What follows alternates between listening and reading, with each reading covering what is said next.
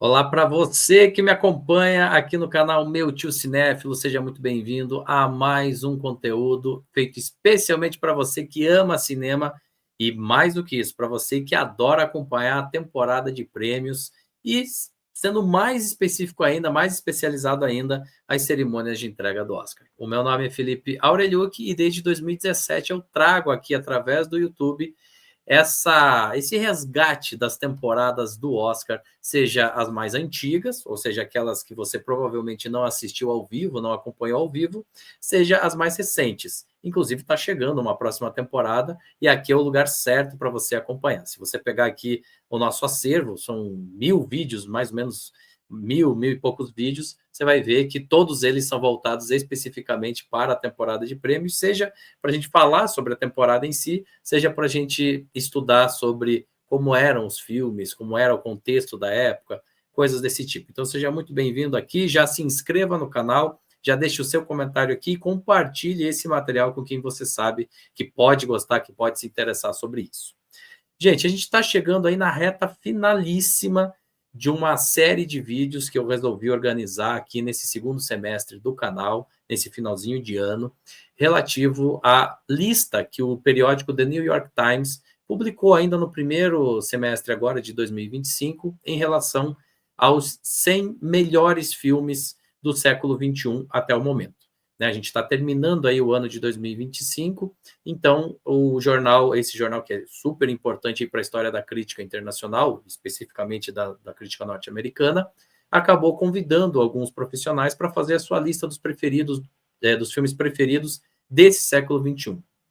Foram considerados para essa lista filmes lançados a partir do ano 2000 até o finalzinho do início do ano 2000, né, até o final do ano 2024, portanto, 25 anos aí, um quarto do século XXI compreendido nessa lista, e a gente aqui no canal Meu Tio Cinéfilo resolveu destacar os 20 primeiros para conversar de uma forma mais aprofundada sobre esses 20, num bate-papo mais, de certa forma, informal, mas que também pretende fazer essa análise mais solta, né, numa conversa, né, do 20º para o primeiro. Se você perdeu os outros episódios, você está, a partir de agora, mais do que convidado a voltar aí no acervo e resgatar esse bate-papo. A gente começou com o 20º colocado, que foi o filme O Lobo de Wall Street, do Martin Scorsese, e assim sucessivamente foi conversando sobre os demais filmes.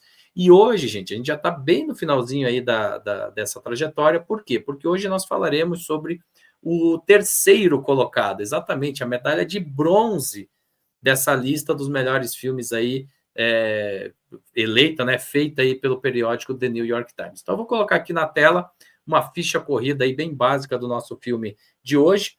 A gente vai falar hoje nada mais, nada menos do que sobre o filme Sangue Negro, o terceiro colocado aí dessa lista, filme norte-americano, lançado nos cinemas aí comercialmente no ano de 2007 e dirigido por Paul Thomas Anderson, esse diretor aí que também tem passagens e mais passagens aí pela temporada de prêmios, já tem 11 indicações ao Oscar até o momento que a gente está gravando aqui, né, 2025, finalzinho de 2025, e que foi muito bem sucedido aqui nesse caso, né, não estou falando dos prêmios, tá, estou falando aqui da repercussão e da qualidade mesmo desse filme, falaremos mais sobre isso.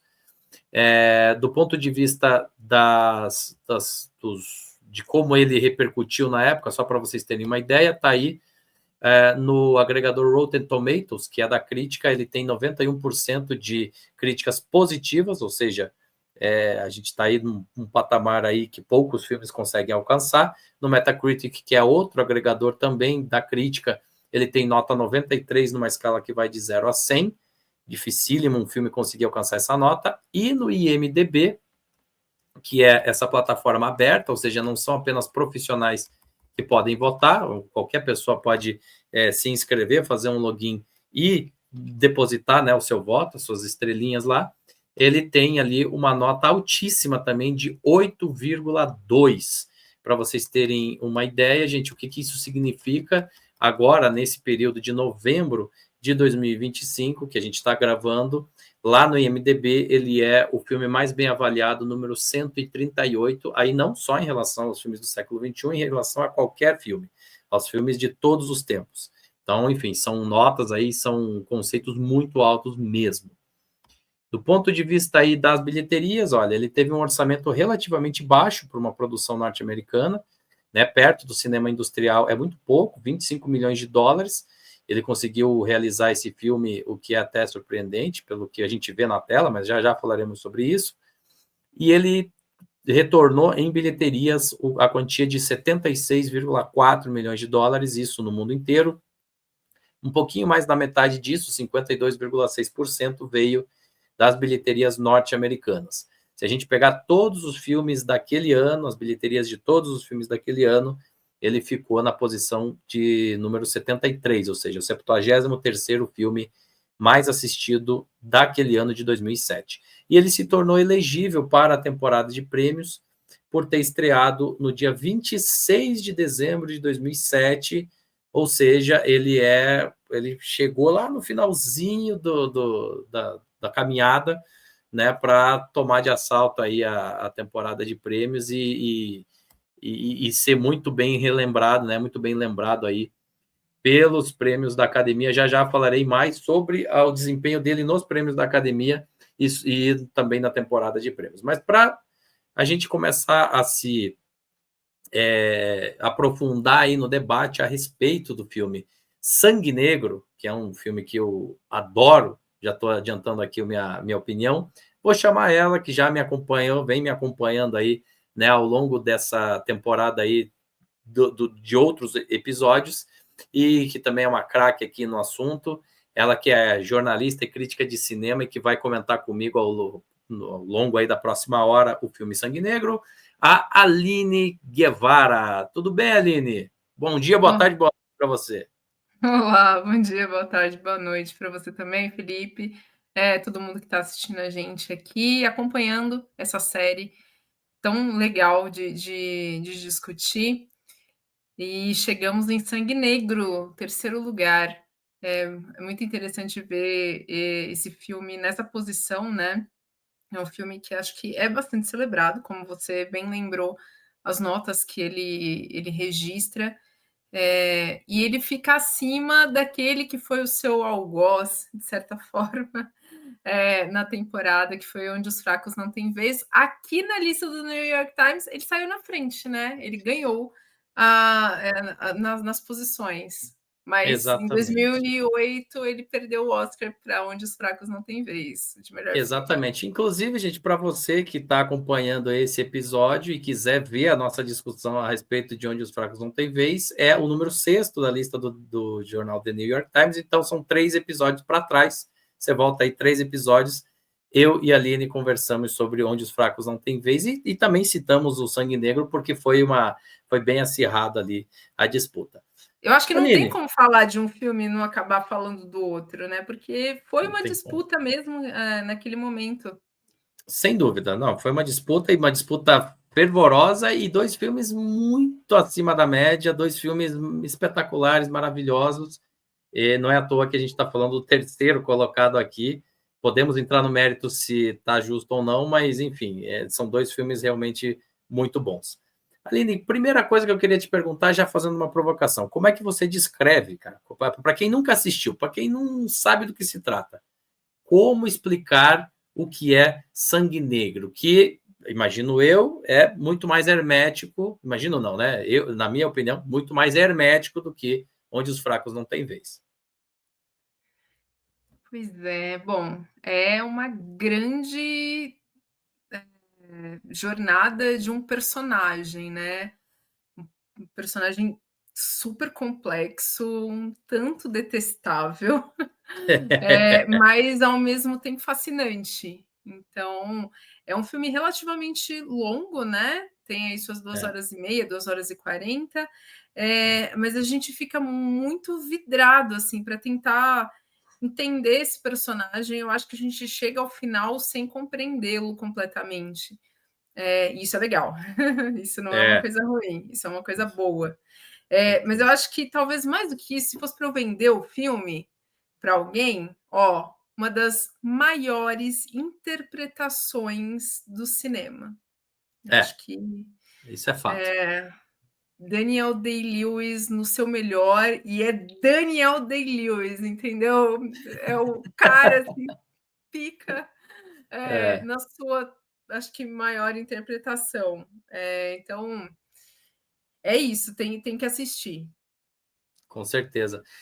Pô, Aline, você falou, assim, realmente, o que esse nosso protagonista faz é uma coisa absurda, é uma interpretação poucas vezes vista, assim, claro, a gente consegue, né, enumerar algumas interpretações muito icônicas aí na história do cinema, mas essa, eu acho que talvez o que faz a gente falar tanto do Daniel Day-Lewis nesse caso é que você não precisa digerir.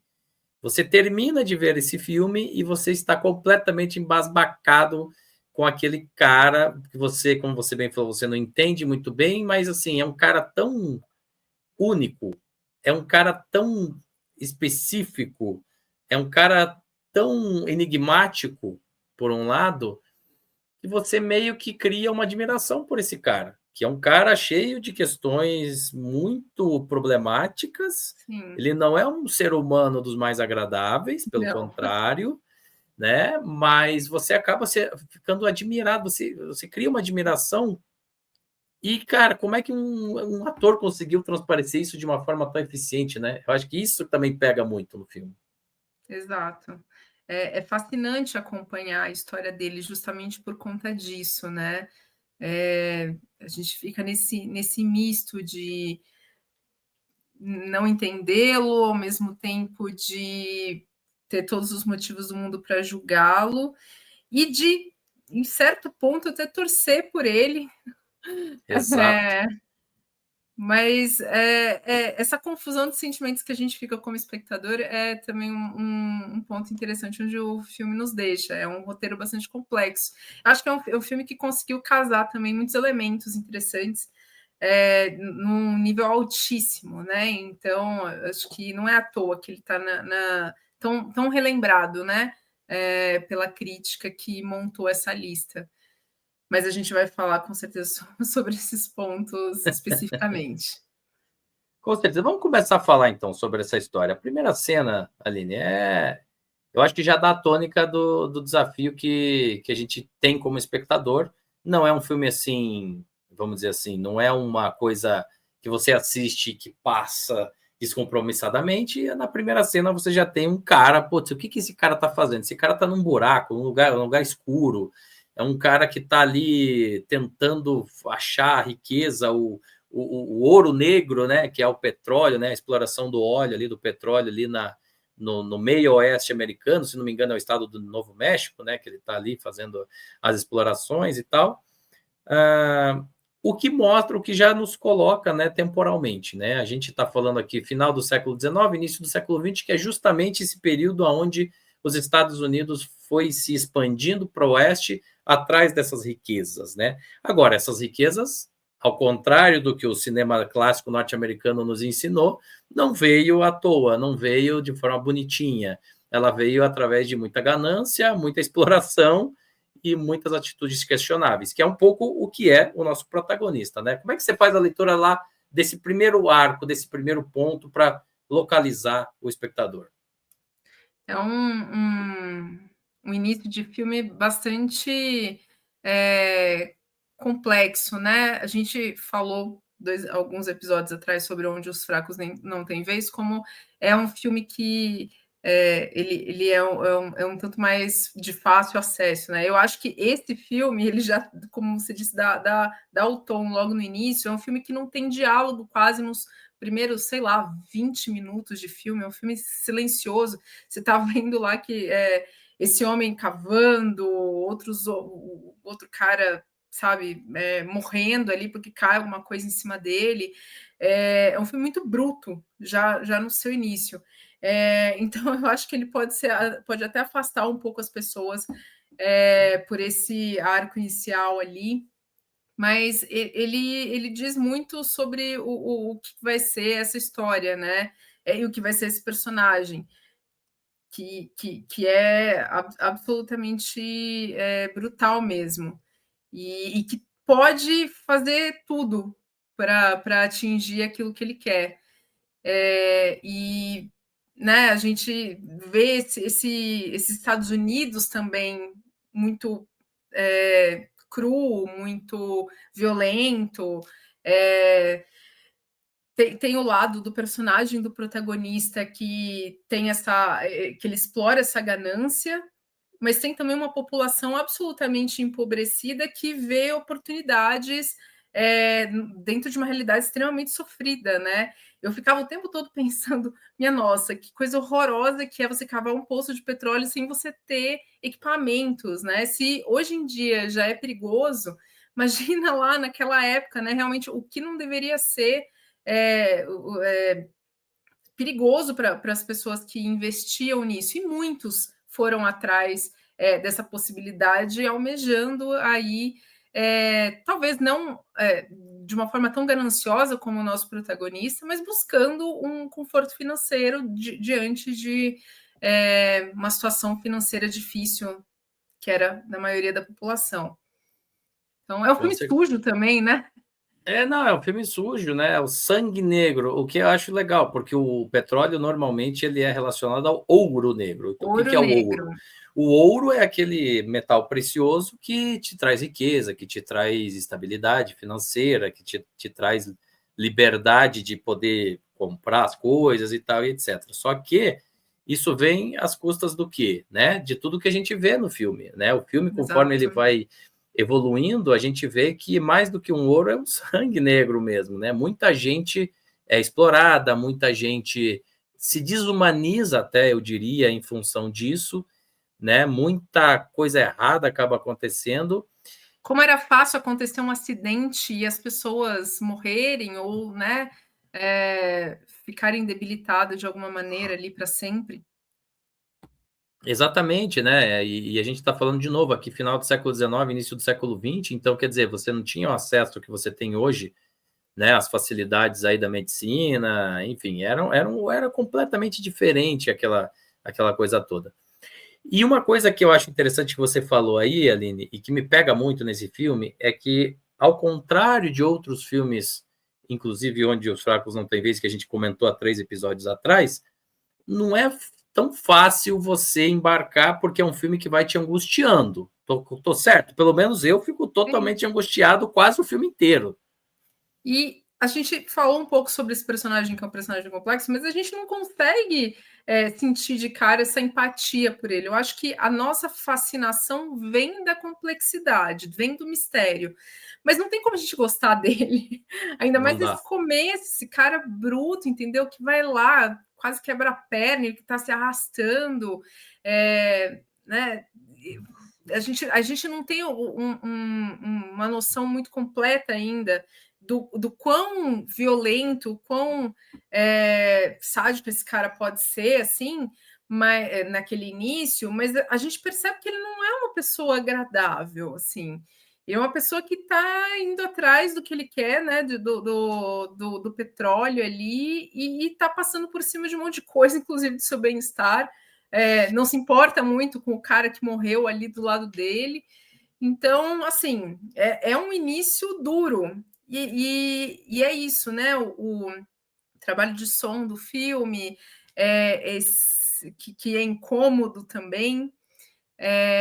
Esse silêncio, a gente não tem diálogo, né? Para que a gente vá se importando com o que está acontecendo, a gente tem que ir entendendo a partir do que a gente está vendo. Mas isso, é difícil realmente de embarcar, não é tão simples assim como a gente comentou que seria no caso de Onde os Fracos Não Têm Vez. Mas então, Aline, olha só, aí eu vou lembrar da época que eu assisti lá atrás, lá quando foi para assistir, né, para acompanhar o Oscar desse período aí. Eu lembro de ter assistido no cinema, e eu lembro de que no cinema a experiência foi desafiadora, tá? Eu fui vendo uma sessão, eu não lembro exatamente o horário, mas era tarde, assim, começava tarde e terminava de madrugada já. E eu lembro de várias pessoas, assim, ou dormindo, ou meio entediadas. Por quê? Por causa desse silêncio. Não é que o filme não é bom, vejam bem, gente, mas ele não é um filme tão fácil. Você precisa entrar no pace dele, entrar no ritmo dele, para você conseguir se conectar plenamente com ele. Aí, e também eu era muito mais jovem, né? Depois, quando eu revi esse filme depois, é que eu consegui talvez extrair certas coisas que na primeira ida ao cinema eu não consegui. O que mais me reputa o fato dele ser tão difícil? Ele não tem conforto. Ele é um filme Não, que... Porque o conforto é o quê? É uma imagem bonita? Não tem. Ali tudo é muito drástico. Ou é violento, ou é sujo, ou é estriônico, as pessoas gritando, ou muito barulho quando explode aquele poço lá e tal, enfim, as pessoas se machucando, ou através das relações humanas. E esse cara não se relaciona com ninguém, ele não se importa com ninguém, ele é não se importa... importante esse silêncio no começo, exatamente por isso. Então, assim, ele não te abraça. É um filme que não te abraça. Você não fica confortável assistindo esse filme. E isso perdura o tempo inteiro, porque até mesmo lá na frente, quando esse personagem ele é confrontado com temas como religião, com temas como família, ele continua sendo um cara desagradável nesse sentido e sem conexão com essas coisas. E aí eu queria que você comentasse um pouquinho essa parte, né? A gente tem lá o personagem do pastor, a gente tem ali depois uma tentativa de você construir relações familiares, mas nada dá certo, né? Nada, ele não se conecta com nada no final das contas, né? Pois é, ele é um personagem complexo mesmo, né. Eu acho ele tem 2 relações que são muito interessantes no filme, né. Não consegue se conectar plenamente, mas uma é de completa diversidade, que é com o pastor ali, né, que é o Isso. Eli, brilhantemente interpretado pelo Paul Dano, Brilhantemente. que olha, para segurar ali, né, de frente, com uma interpretação magistral dessa do Daniel Day-Lewis, o cara É, foi foi mestre realmente ali, viu? foi. Muito jovem ainda, né, o Paul Dano, naquele momento, e ele consegue ter embates realmente fenomenais com o personagem do Day-Lewis em tela. Então, assim, esse primeira relação é uma relação de bastante enfrentamento, e a relação com o filho, que é uma relação muito estranha. A Muito. gente fica, acho que o tempo todo, do início ao final do filme, pensando: mas ele gosta desse menino? Ele não gosta dessa criança? Porque a nossa primeira impressão é: bom, ele adotou a criança, né? É o nosso primeiro momento de achar que ele pode ser uma pessoa relativamente boa, né? Porque ele adotou ali aquela criança que ficou órfã, até que a gente vê no momento seguinte que ele usa aquele menino para É, conseguir fechar negócio, para sensibilizar as pessoas, né? E é. fechar os negócios ali. Mas tem vários outros momentos do filme que você fica, mas será que ele não gosta? Eu acho que o grande momento do filme, para mim, é justamente que acaba relacionando esses 3 personagens. Eu acho que meu gato está miando muito alto, mas é, é isso, tenho gatos. Mas Faz parte da faz mise-en-scène, sem parte. problema. A cena que ficou mais forte para mim, eu acho que eu falei sobre isso onde os fracos não têm vez. Teve uma cena lá em Os Fracos Não Têm Vez que ficou marcante para mim até hoje, né? Que era quando o Anton Chigurh ele tem lá o embate com o cara, o dono da loja, lá onde ele tinha abastecido o carro, né? E aquele momento era muito tenso. Eu lembro que ficou marcante para mim. Também teve um momento marcante que ficou para mim de Sangue Negro, uma cena que perdurou para mim ao longo desses 18 anos que eu não tinha revisto o filme. Era o momento em que o pastor faz ele se humilhar ali na frente da igreja, né? É, Falando para ele repetir cada vez mais alto que ele abandonou o filho dele, né? Sim. Em boa parte daquela cena, você vê que ele está abominando aquela situação. Se ele pudesse, ele matava aquele pastor com as próprias mãos, como ele acaba É, fazendo depois.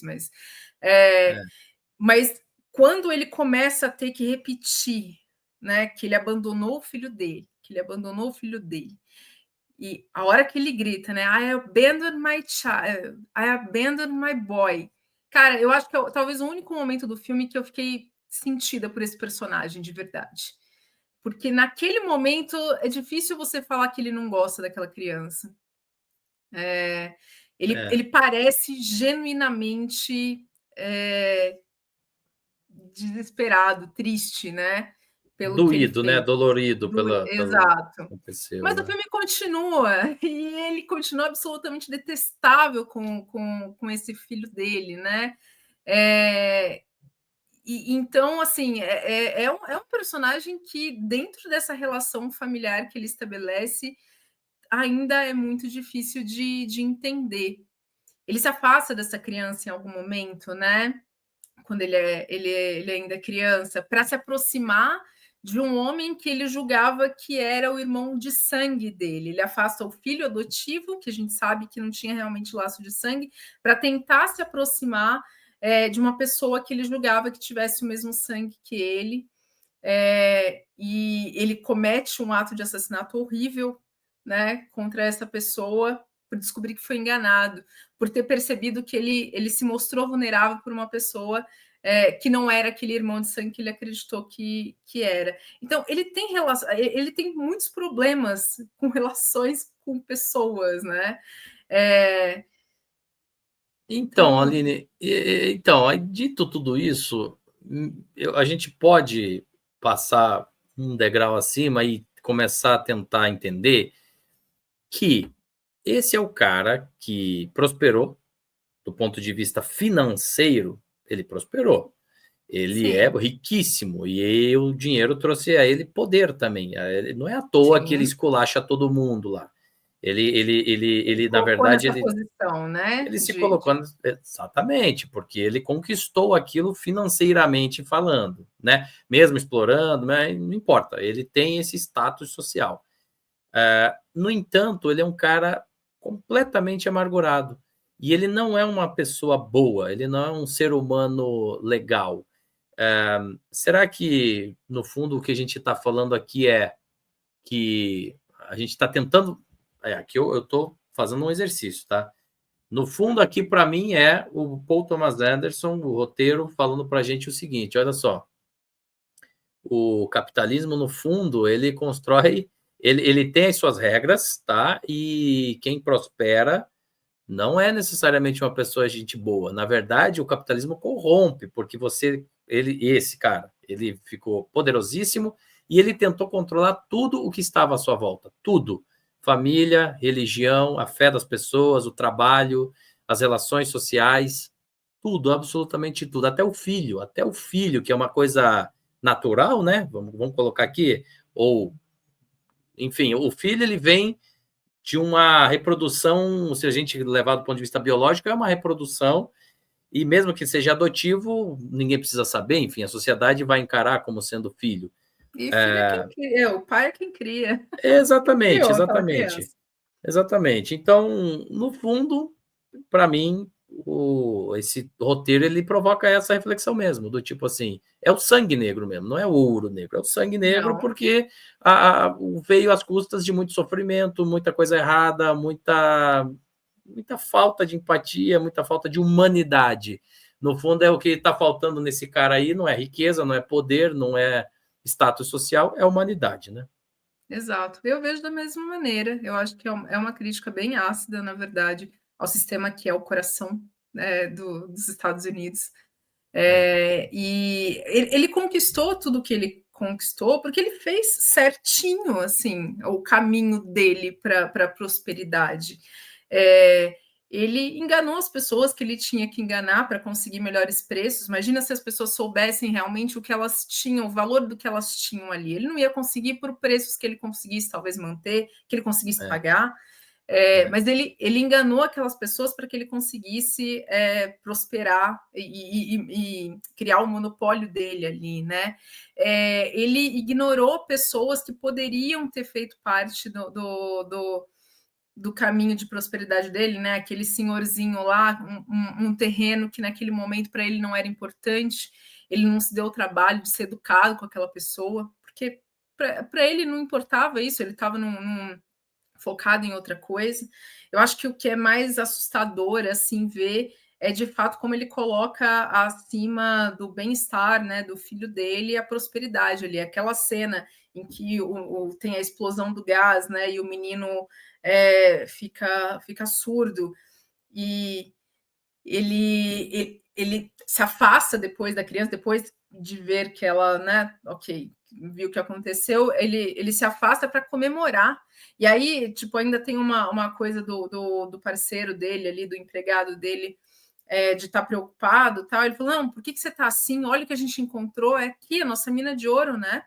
A gente tem que se alegrar. E aí ele pergunta, mas e como que tá o seu filho, né? Ele falou, ele tá bem? Não, não tá bem. Mas ele não tá se importando naquele momento. É. E eu lembro que, nossa, o som nessa cena é muito forte, muito impactante, uma batida, né? Que dá a impressão. Eu fiquei na dúvida assim, se era a trilha ou se era um som diegético da cena, né? Sim, sim. Mas é muito forte, assim, muito incômodo. Justamente, eu acho que para a gente sentir o incômodo dessa cena também. Então Então, é ali isso. talvez, Aline, só para complementar, desculpa te interromper, ali ele está matando, ali ele matou o resquício, o diretor matou o resquício de humanidade que esse cara tinha. Exato. Então esse barulho é o tiro, é a explosão, ele morreu ali, o mínimo, o fio de humanidade que ele tinha por considerar o filho, né, ter uma relação familiar, se foi por completo a partir dali. Acabou. Ele poderia ter, né, ficado ali, cuidado do filho. Tem uma hora que, quando eles vão, oferecem para ele para comprar, né, os terrenos ali, os poços, e eles falam, né, os compradores, ou aqueles que estão tentando comprar, não, você pode usar esse dinheiro e passar um tempo com o seu filho, e ele fica absolutamente revoltado, né? Ele parece que quer assassinar aquele cara. Tipo, você vai falar o que eu vou fazer da minha família, sabe? Não, o que importa para ele é aquilo, é continuar prosperando, é continuar vencendo, é continuar mostrando para as pessoas que ele pode, né? Que ele consegue continuar vencendo. Eu nem sei se é nem sei, não. Eu não acho que é o conforto do dinheiro em si, porque ele não parece desfrutar super daquele conforto do dinheiro, né? É o status mesmo, é o poder, é o quanto que ele consegue se impor sobre as outras pessoas. É porque o Então, capitalismo tem um pouco disso, assim, se tem uma coisa que é mais importante que o dinheiro é o poder. exato. O poder, inclusive a gente tem aí exemplos muito bons, né? Tem gente que não é falta de dinheiro, mas estão se metendo aí na política por causa de poder. O próprio Exato. presidente dos Estados Unidos não precisava de dinheiro mais na vida Poderia dele. ficar lá tranquilo na vida dele, aproveitando a aposentadoria eterna. Não, né? Mas não é isso que a pessoa quer. Não, ela quer poder. Então, na verdade, esse é um filme que fala. Por isso que ganância é uma palavra que eu acho que é muito apropriada para descrever o filme, porque no fundo, por que as pessoas procuram tudo isso, né? Por ganância, umas, óbvio, por necessidade. Até um certo ponto a gente vai atrás dessas coisas por necessidade, por sobrevivência, mas chega a um determinado ponto que dali para frente é só a ganância. E no caso do nosso protagonista, é só ganância. Né? Ele não está completamente deslocado de qualquer razoabilidade. É Daniel, inclusive, Daniel Plainville, o nome Daniel dele, Plain. né? Que faz aí, que é o nosso protagonista.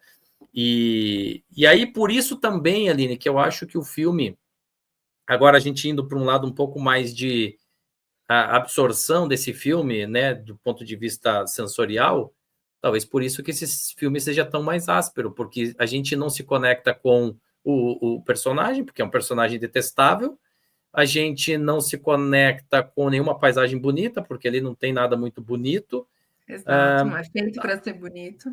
não é feito para ser bonito, a trilha sonora não é bonitinha, não é reconfortante, então é um filme áspero.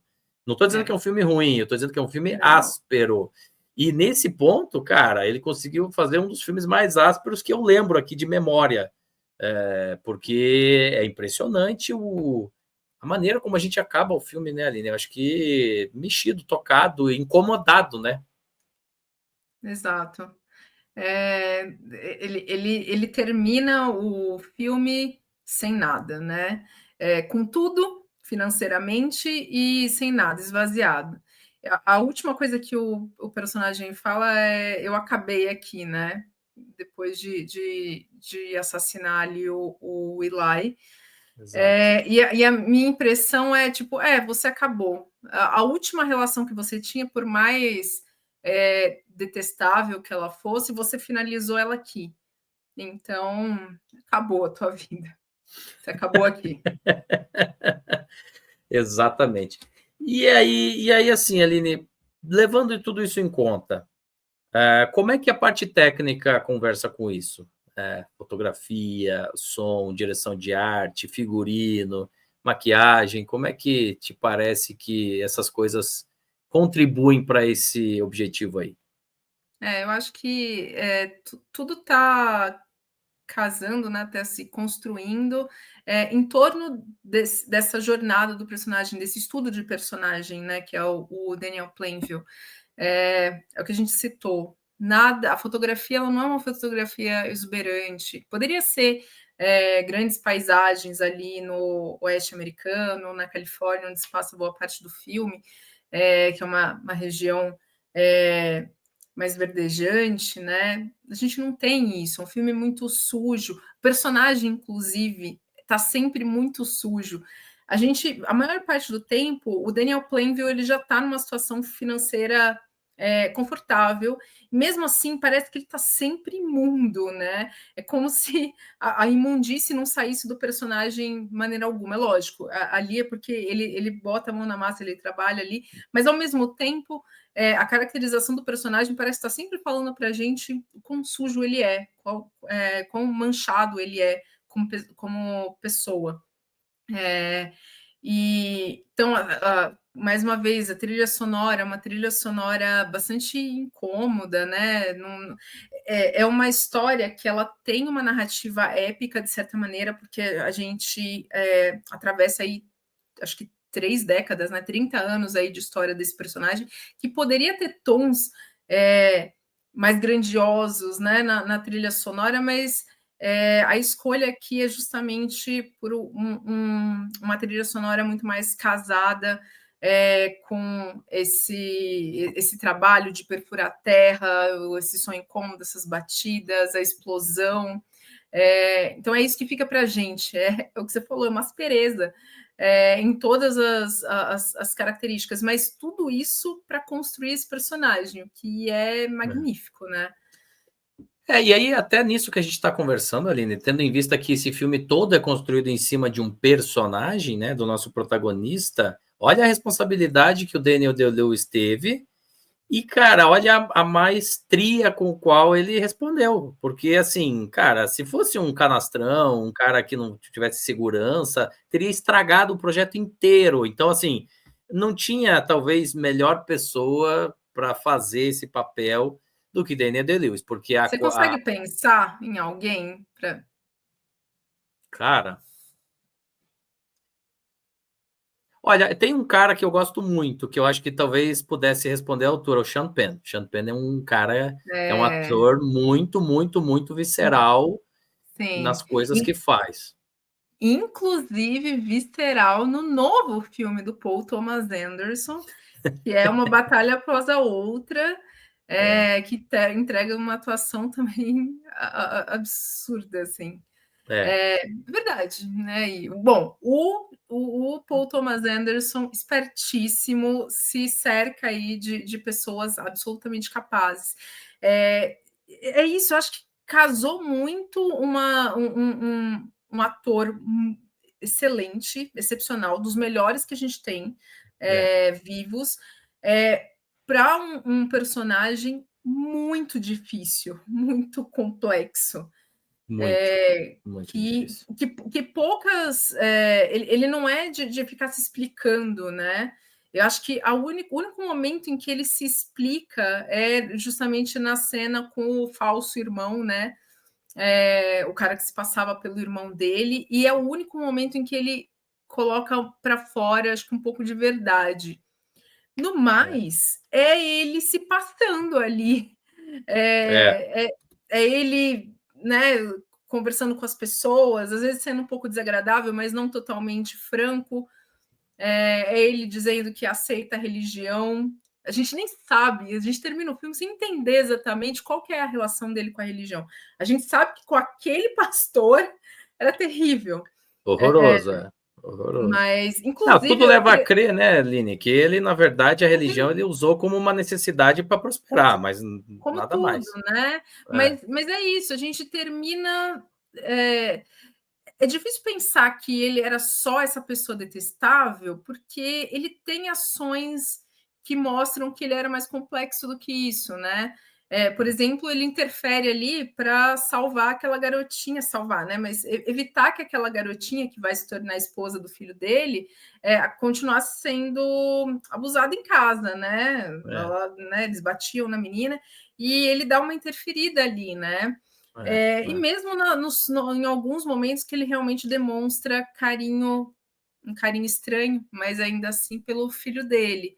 Então, ele não é totalmente, né, o mal, como, né, a gente conversou lá sobre o Anton Chigurh nos Fracos Não Tem Vez. Ele só é um homem detestável, ainda assim humano. Exato. Então, e isso eu acho que dá a riqueza tanto do roteiro, do personagem e da atuação do Daniel Day-Lewis. Deixa Sim. eu colocar aqui na tela o desempenho desse filme lá naquela temporada de prêmios, só para a gente lembrar como é que foi. Então tá aí na tela para você, gente. Sangue Negro chegou com um número bem considerável de indicações, 8 indicações, né? Na verdade, ele empatou com Onde os Fracos Não Têm Vez em número de indicações, e aí, quando a gente leva em conta, né, o desempenho lá nos resultados ali da temporada, Onde os Fracos Não Têm Vez levou a melhor, porque ganhou as principais categorias. Restou a Sangue Negro os Oscars de melhor ator para Daniel Day-Lewis. A gente já comentou aqui exaustivamente o quanto foi merecido. Qualquer outra interpretação ali desse ano não estaria à altura de Daniel Day-Lewis por essa por Sangue Negro, mas só para relembrar, o George Clooney era um dos candidatos por Conduta de Risco. Você tinha Tommy Lee Jones por No Vale de Elá, Viggo Mortensen e Johnny Depp. Tá? O Johnny Depp pelo musical do Sweeney Todd, né? Aquele barbeiro, o barbeiro demoníaco da Rua Fleet, e o Viggo Mortensen por um filme chamado Eastern Promises, que agora em português me fugiu o nome, eu vou checar aqui e já trago aqui para vocês novamente. E ganhou melhor fotografia também, então ganhou 2 Oscars. Além disso, indicações para melhor filme, melhor direção e melhor roteiro adaptado para o Paul Thomas Anderson, melhor montagem, melhor direção de arte e melhor edição de som. Paul Thomas Anderson, que, como eu falei lá no início, já está acumulando aí 11 indicações ao Oscar, não, obviamente, só por esse filme, mas por toda a carreira dele, ou outros trabalhos também, e que, quem sabe, né, dentro de alguns poucos meses aí, finalmente não ganhe o seu próprio, né, Aline? Depois de tanta por uma batalha após a outra, que é esse filme que foi lançado agora em 2025. Mas de qualquer forma, não vejo nada desmerecido aqui. A gente pode discutir aqui se deveria ter ganhado de Onde os Fracos Não Têm Vez. Acho que é o momento para a gente falar sobre isso. Agora, as indicações estão todas incontestáveis aí, né? Ah, com certeza. A gente adiantou lá no vídeo de Onde os Fracos Não Têm Vez, que foi uma grande disputa entre Sangue Negro e ele, né? Que acabou levando a melhor, ganhou aí os principais prêmios da noite, de filme, de direção, de roteiro, né? Sim, E acabou ficando para Sangue Negro realmente o destaque para a atuação do Daniel Day-Lewis, que é incontestável, realmente. sim. E aí fica essa coisa. Será que Sangue Negro era um filme melhor do que Onde os Fracos Não Têm Vez e merecia ter dado para o Paul Thomas Anderson esse Oscar alguns anos mais cedo? O seu gato acha que sim. Toda vez que fala Daniel Day-Lewis, ele se manifesta aí. Eu acho que ele gostou. Inclusive, é o meu gato mais agressivo. Olha aí, viu? Tá vendo? Acho que ele gosta do filme. É. Eu fiquei muito na dúvida, sabe? Eu lembro que na época eu fiquei na dúvida. Eu tenho uma percepção temporal assim da marca que o filme me deixou, que eu gosto mais de Sangue Negro. Mas revendo, eu continuo na dúvida de Imagina, qual filme imagino. que eu daria ali, porque eles são filmes que têm algumas semelhanças, né? Em relação a como eles discutem a sociedade americana de uma forma crítica, né? É. conceitos muito intrínsecos da sociedade americana, mas um de uma forma mais áspera e outro de uma forma talvez mais pop, mais acessível, assim, num filme mais enérgico. E, os dois fazem isso de uma forma muito brilhante. Eu ainda não sei, assim, você vai me perguntar qual que eu votaria? Com a cédula na mão, você não participou desse debate. Não te Não, botei nessa enrascada, mas se você tivesse participado, você arriscaria algum. Assim, ó, vou adiantar. Da minha parte, eu lembro que na época eu gostei mais de Onde os Fracos Não Têm Vez, lá na época, lá em 2007/8. Hoje, aham, né, e na época que eu gravei o debate aqui para o canal, aí eu fui para Sangue Negro, porque eu acho uma obra mais difícil de ser executada. Eu acho uma obra. E olha que eu estou falando aqui de um outro filme que também não é fácil, Onde os Fracos Não Têm Vez, para ficar do jeito que ficou, precisa de uma equipe brilhante por trás, mas eu acho Sangue Negro um filme mais irascível, assim, tudo ali incomoda, mas não incomoda pela falta de qualidade, incomoda porque é tão bom que faz com que a gente se incomode com os elementos que estão ali. Eu acho sim, que ele é mais bem construído, eu acho que o Paul Thomas Anderson estava também no seu estado ali. Para mim, também, da mesma forma que lá para os irmãos Coen, Onde os Fracos Não Têm Vez, talvez a melhor obra deles, e eu acho que é. Cara, esse aqui também, se não for o melhor, é um dos 3 melhores filmes aí, assim, tranquilamente, do Paul Thomas Anderson. exato. Eu acho que eu votaria em Sangue Negro também pelo impacto que o filme deixou em mim. Então, mas, mas é uma batalha difícil. Que ano que foi essa temporada? E que difícil a gente ter dois filmes que a gente pode olhar e falar, nossa, são alguns dos melhores filmes que a gente fez nos últimos muitos anos, e eles Exato. estavam concorrendo juntos. Exato, exato. Foi impressionante, assim. Eu não lembro Foi. de uma batalha tão acirrada, é, né, nesse porte. É, não, Aline, pô, se a gente. É porque o que ganhou não era tão bom, mas se a gente voltar agora, 2 anos atrás, a gente tinha Zona de Interesse contra Pobres Criaturas, contra a Não, Anatomia de uma Queda. sim, não. Tínhamos Né? filmes bons, mas desse tipo, não, era Batalha de Titãs e um deles Ah, sim. venceu, entendeu? Isso. Sim, sim, sim. Aí eu concordo contigo. Não, isso aqui acontece uma vez a cada 30 anos, não sei. É muito fora da curva, É, realmente, essa, essa equivalência, assim, essa excelência aqui num ano como 2007. Então, assim, e os outros filmes. reconhecimento também, né? É isso, naquele momento, ambos os filmes já estavam reconhecidos por serem gigantes.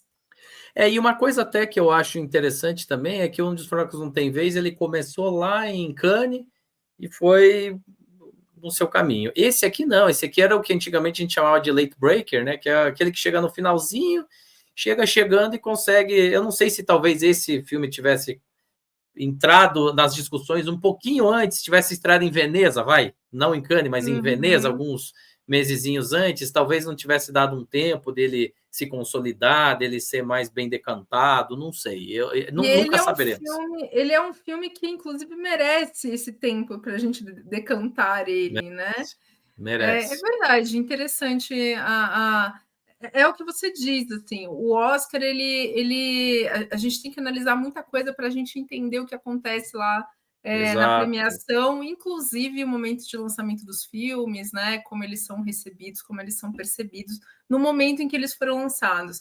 E aí a gente tem esse tempo maior agora, né? 18 anos depois, para a gente analisar ele, e muita gente colocando ele acima de Onde os Fracos Não Têm Vez. Acho que aí tendo uma percepção de um distanciamento maior para conseguir analisá-lo, né? É, eu ainda consideraria um empate técnico com leve É, vantagem para Sangue Negro, eu diria isso. boa. Vamos ficar nisso. Vamos ficar nessa onda aí que eu acho que a gente tá bem colocado dessa forma. Posso Ali, voltar num ponto aqui que eu acho que a gente não claro, discutiu? Eu queria diga. falar um pouco mais sobre o personagem do Paul Dano, Bora, vamos que falar sobre ele, sim. Eu acho que, e queria a sua opinião, eu acho que ele é um personagem tão importante para a história do Daniel Plainville, porque eu acho que ele representa é, um contraponto ali Moral, não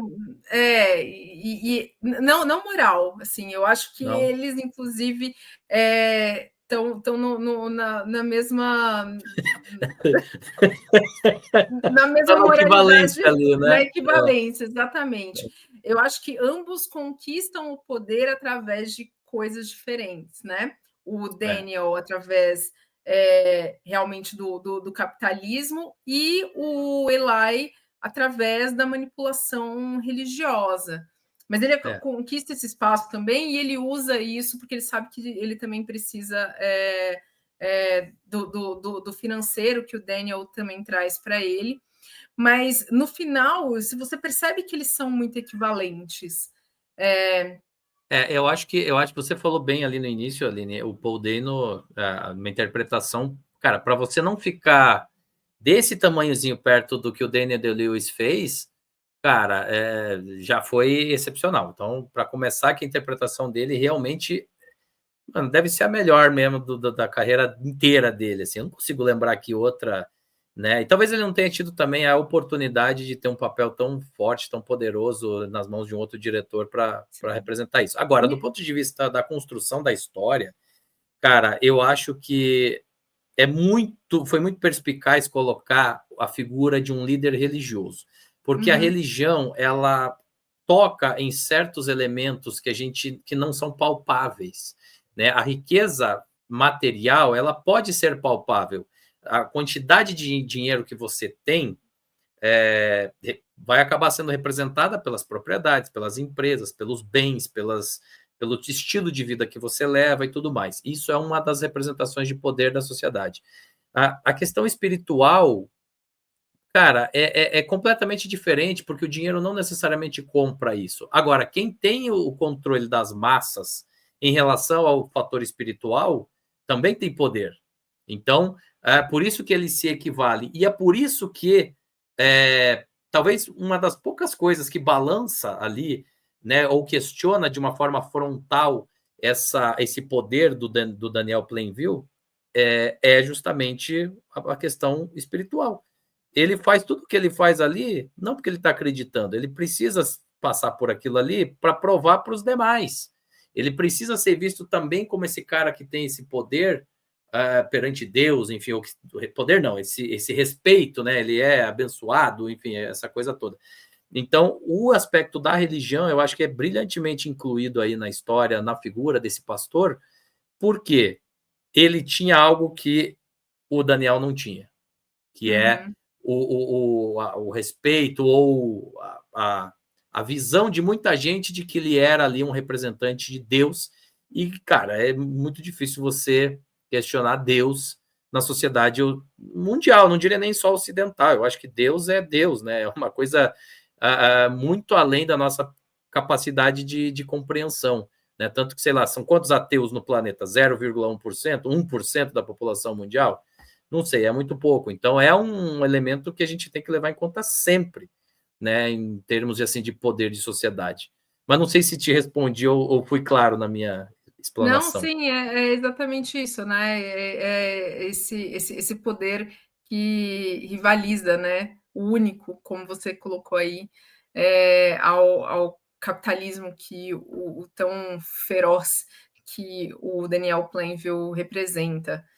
E é isso, acho que o Paul Dano faz uma interpretação assim, nossa, fiadíssimas. Afiadíssima. É que assim, ó, o dinheiro pode te levar ao poder através dos relacionamentos. O dinheiro pode fazer você construir uma sensação de que você é um cara de família, que tem valores, etc. Nem que não seja verdade. Agora, o dinheiro só pelo dinheiro não te faz um cara que as pessoas tenham a percepção de estar conectado com o seu lado espiritual. Para isso, você precisa ter outros A tipos de. validação. Exatamente. E aí, essa validação passa por esse cara que o Daniel odeia, mas ele é obrigado a fazer certas coisas, e aí é que tá o valor desse personagem. Inclusive, perspicaz demais, cara. o fato desse personagem estar ali é genial para a construção da história e para reforçar a, sei lá, a ganância, mais uma vez, ou o estado de espírito, o estado mental aí desse nosso protagonista. E é interessante porque no começo do vídeo eu falei que tem alguns momentos que a gente torce, poucos, pelo Daniel. Mas eu acho que é justamente nesses enfrentamentos com esse pastor, né? Que até onde a gente sabe, não foi autor de nenhuma violência, como a gente viu o Daniel Plainville cometendo. Mas você vê que ele é um personagem tão odioso, a maneira como ele fala com o pai, ele agride, chega a agredir o pai, né? Como ele claramente manipula as pessoas, como no final ele expõe, né, o quão pequeno, sabe, ele é como ser humano, disposto, inclusive, a questionar, né, questionar não, a afirmar com todas as palavras que ele é uma farsa, que Deus não existe, né? Simplesmente para conseguir dinheiro, para conseguir retorno financeiro e o poder que ele perdeu. E assim, a gente consegue detestar mais esse cara do que esse homem odioso também que a gente acompanhou a história inteira. Então, Aline, uma coisa que a gente não falava muito lá na época, 18 anos atrás, e que se fala muito hoje, né? Poucas mulheres aí, né, no filme também, né? sim, sim. Quase nenhuma, na verdade, né? Na verdade, isso é um ponto que eu fiquei considerando. Foi legal você trazer isso, não eu? Porque eu fiquei considerando ao longo do filme. Eu já falei, acho que eu falei no vídeo de Cidade de Deus, que esse tipo de coisa, hoje em dia, para mim, não passa mais despercebido. Um Sim. filme que você não tem personagens femininas Relevantes, vai. relevantes. No caso de Sangue Negro, é pior ainda, porque Pior, lá em Cidade de Deus ainda tinha algumas que participavam da tinha. história. Aqui, a mãe, né, de família ali não fala, você não sabe nem o nome, né? Mas eu considerei assim se eu achava isso um problema ou não. Eu acho que nesse filme especificamente eu relevei, porque eu acho que é isso, é tão centrado num único personagem que parece que a única coisa que importa é ele, o filho e o pastor. E todo o resto é meio descartável, assim, porque na vida dele tudo é descartável, todas as pessoas são descartáveis. Ele tem uma irmã que é descartável, né? É engraçado, porque existe uma coisa que a gente não vê tão claramente, mas existe acho que uma certa misoginia nesse personagem também. Sim, sim. Ele considera o irmão recém-chegado do que a irmã que ele de fato conhecia. Como uma pessoa para entrar ali no círculo dele, né? Ele não vai atrás dessa irmã que ele sabe que existe. Ele não interage direito com mulheres, exceto quando ele vai realmente tentar aplicar o golpe ali, né? E aí, qual a idade dos seus filhos mesmo?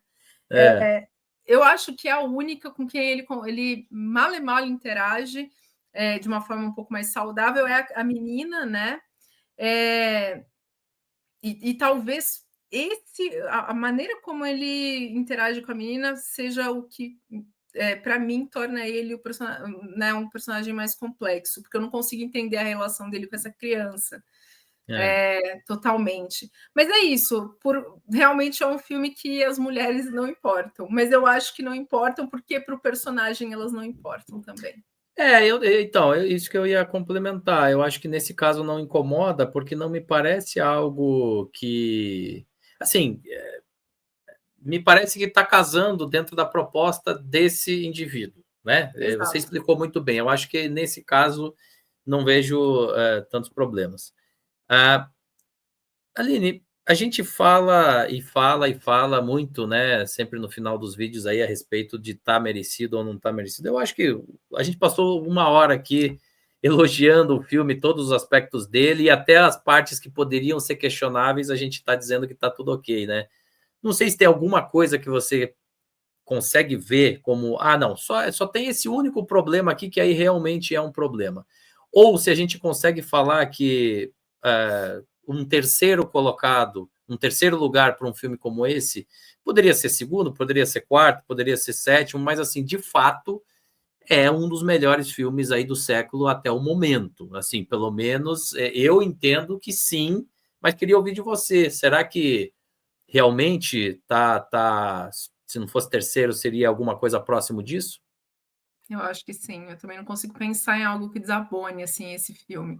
É isso, né, quando a gente tenta falar de alguma coisa que a gente acha que poderia ser problemático, ainda assim está em completo, harmonia, né, com aquilo que a história está contando. A gente falou aqui, né, da fotografia, do figurino sujo, da trilha sonora barulhenta, incômoda, da falta de mulheres, tudo isso está no cerne do que é a construção desse personagem. Então, assim, eu acho magistral esse filme. Eu acho que para listas futuras ele continuaria numa posição elevada, assim. A única Então, coisa que eu diria para o pessoal aí que está nos acompanhando é que não vai esperando um filme fácil de ser assistido, tá? É um filme que depende, que chama você para estar junto com ele, né? É um filme que não vai te agradar, e aí eu não estou falando de qualidade, mas é o que a gente já falou aqui várias vezes, não vai ser uma coisa confortável de se assistir. Agora, se você realmente mergulhar, né, nesse mundo aí do Daniel Plainville, você vai ter uma das experiências cinematográficas mais completas que o cinema já fez, pelo menos aí nesse século XXI. Eu acho que é uma obra-prima mesmo, assim. Eu acho que esse é o tipo do filme que realmente demonstra aí para as pessoas o que pode ser feito, né? Em que lugares a gente pode chegar. E aí eu não estou falando só do que ele representa em termos de ideia para a sociedade, as críticas ao capitalismo, ou o que quer que seja, aos arranjos sociais, aos arranjos de poder, a ganância e tal. Mas como filme mesmo, como a fotografia, como som, como atuações, como roteiro, tudo é muito maravilhoso. Então, não tenho nada a acrescentar. E eu acho que esse, mesmo que a gente tenha um filme bom por ano até o final do século, ele está em terceiro, ele já não ficaria de fora dos 100, mas eu acho que ele tem grande chance de ficar entre os 20, pelo menos, aí, o 25 do século inteiro, mesmo com tantos filmes, tantos anos ainda pela frente. Meu palpite aqui, né? eu concordo com você. E é interessante a gente analisar esse filme em 2025, no momento que talvez o Paul Thomas Anderson esteja mais perto de ser consagrado realmente pela academia, Pois é. talvez com um Oscar de direção, talvez com um Oscar de roteiro, ou mesmo de melhor filme para Uma Batalha Após a Outra, porque eu acho que se esse Oscar vir, eu acho que vai haver muita comparação com Sangue Negro. Gente Você falando, acha? mas será? Eu acho. Gente falando, mas será que ele não devia ter vencido por Sangue Negro? Mas aí é complicado, porque assim, eu até É, concordo, tem alguns anos, e aí eu já tô antecipando o que a gente vai comentar na nossa live do Oscar no que vem. Assim, tem alguns anos que é claramente, cara, não devia ter ganhado esse aqui, devia ter ganhado aquele ali, esse aqui ganhou porque ele não deixou de ganhar lá atrás. Mas, cara, num ano que você emparelha, onde os fracos não têm vez e sangue negro, assim, não é nenhum crime um ganhar, o outro perder. Assim, sei lá, é circunstancial. Eu acho o Sangue Negro melhor do que Uma Batalha Após a Outra, muito melhor. E olha que Uma Batalha Após a Outra é um bom filme. sim. Agora eu vou dizer que ele devia ter ganhado lá atrás. Cara, puta, perdeu circunstancialmente, sabe? Não foi injusto, Sim, na minha sim, opinião. sim. Não é como o Oppenheimer ganhar em cima de tantos filmes maravilhosos, tá? É opinião minha. Então, é um caso diferente, né? E eu concordo com a tua opinião. Show de Mas sim, bola. não, eu só imagino que pode acontecer, né, da gente Vai. relembrar, nossa, né? Mas eu concordo, é isso. Formiga falará isso no seu comentário Sim, da transmissão, sim. pode ter certeza. Aline, antes da gente partir para o encerramento, queria então que você aproveitasse esse finalzinho de episódio episódio mais do que especial aqui, a gente falando de um filmaço. Você assiste esse e outros tantos filmaços, e outros filmes porcaria também, porque a gente é da nossa profissão, a gente assiste um monte de filme ruim também. Mas como é que faz aí para a galera que está te conhecendo através dessa série de vídeos, te acompanhar, seguir as tuas opiniões aí, você que também assiste e escreve sobre cinema? Aproveite o espaço que é seu. Então é isso, a gente assiste filme bom, filme ruim, se vocês querem saber o que eu estou assistindo. A melhor ferramenta para isso é o Letterboxd, eu logo todos os filmes que eu assisti por lá. Tento ter algum comentário, mas pelo menos as notas vocês vão ver. Eu também estou no Instagram. No Instagram eu falo mais sobre os filmes, o que eu achei. E eu também estou no Peliplá, que é essa plataforma aí de textos, de artigos de cinema. Meu gato pulou. Olha! Esse é o terrorista aí que gosta de sangue negro, aparentemente. Maravilhoso. E é negro ele também, né? Ele é negro e o nome dele é Spike, por Olha causa aí. do Spike Lee. Viu? É uma homenagem, porque, desculpa o parênteses, mas já que ele está querendo aparecer, ele chegou na minha casa no dia seguinte que o Spike Lee venceu o Oscar de roteiro por Infiltrado na Clã. E aí eu falei, bom, é isso mesmo, meu terrorista aqui. Bom, vocês podem me encontrar também lá no Peliplá, que eu tenho escrevido mais lá para a plataforma, textos mais longos eu acabo mandando para lá. Então é isso, eu estou sempre falando de filme, a gente não para de assistir coisas, estou empolgada para a temporada de premiações, que eu tenho certeza que vai ser muito boa, porque já está vindo uma safra de filmes muito, muito legais para a gente analisar e indicar para vocês. Com certeza, melhor do que essa última, né? Lógico que a gente teve a felicidade de ter um filme brasileiro lá, né, Aline? Mas no geral estava um pouco mais fraquinho. Acho que essa próxima tem filmes aí, no geral, na média, melhores, né? Mais bem qualificados aí. O nosso filme brasileiro elevou aquilo lá, mas, né? Tentamos, fizemos o nosso possível. Exatamente. Fizemos a nossa parte para elevar o nível lá da competição, né? Mas, Aline, obrigado mais uma vez aí. Com isso, a gente está chegando quase no final. E é o seguinte, para você que está nos acompanhando, olha só o que vai ter, qual que vai ser a programação aqui do próximo episódio. Vou colocar aqui na tela para a gente ver. Olha só.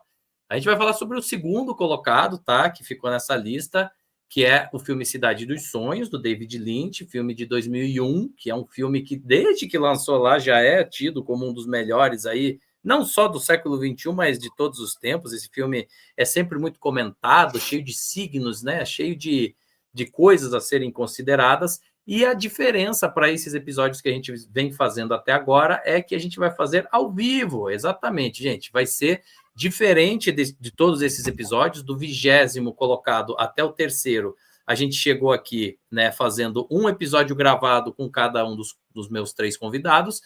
E no próximo episódio a gente vai falar sobre Cidade dos Sonhos ao vivo, com a participação de vocês, com os comentários de vocês, enfim, com tudo que vocês quiserem falar sobre ele. E não só um dos convidados, como os 3 estarão aqui comigo, então estaremos nós 4 aqui comentando. Eu, Aline, Formiga e Doni Correia também estaremos aí, nós 4, então, ao vivo, para comentar sobre o filme Cidade dos Sonhos, que é o segundo colocado, é a medalha de prata aí. Fique ligado aqui no canal para você entender exatamente a data e o horário, né? A gente, no momento que a gente está gravando, ainda não está 100% definido, mas fique ligado aí nas redes sociais, tanto as nossas aqui do Meu Tio Cinéfilo, quanto dos meus colegas aí, da Aline, do Doni e também do Formiga, que a gente vai deixar vocês a par aí da data e do horário. Próximo episódio ao vivo também é outro filme que dá muito pano para manga, hein, Aline? Cidade dos Sonhos, viu? Eu não sei se eu vou adiantar aqui, mas eu acho injusta essa colocação. Deveria ser o primeiro, né? Olha a polêmica, olha a polêmica. Falaremos sobre isso no próximo episódio, então, gente. E assim a gente encerra essa conversa a respeito de Sangue Negro. Mais uma vez, Aline, muito obrigado aí pela participação, pela presença aí nesse papo, que até se estender um pouquinho mais, mas filme bom, né? De verdade, faz a gente ficar um pouquinho mais. E para você, gente, que está nos acompanhando aqui, deixa também o seu comentário aqui embaixo, no YouTube mesmo, diga o que você achou, o que você acha sobre Sangue Negro. Também não esqueça de se inscrever no canal, se você não for inscrito, dá joinha, compartilha o material e, se possível, também se torne um membro desse canal, se você tiver essa possibilidade. É isso, dentro aqui, então, da série dos melhores filmes, segundo o The New York Times, a gente volta ao vivo, dentro de poucos dias, para falar sobre Cidade dos Sonhos, de 2001. Por enquanto, forte abraço, um beijo e até a próxima. Tchau! Até. Tchau, tchau.